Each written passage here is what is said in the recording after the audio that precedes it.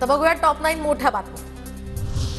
छत्रपती संभाजीनगरमध्ये जानेवारीच्या पहिल्या किंवा दुसऱ्या आठवड्यामध्ये भाजपचं महाधिवेशन होणार। पंतप्रधान मोदींची इथे उपस्थिती, तर मोदींच्या हस्ते फडणवीसांचा सत्कारही केला जाणार।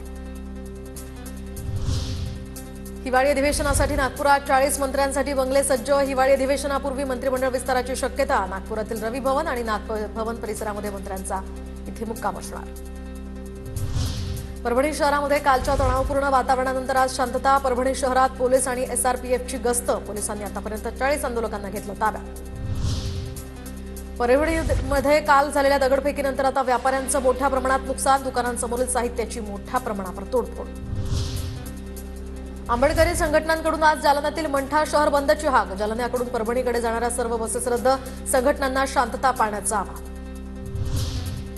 जालना परभणी महामार्गावर आंबेडकर संघटनेचा रास्ता रोको। परभणी घटनेच्या निषेधार्थ घोषणाबाजी करत रास्ता रोको। पोलीस बंदोबस्तही तैनात।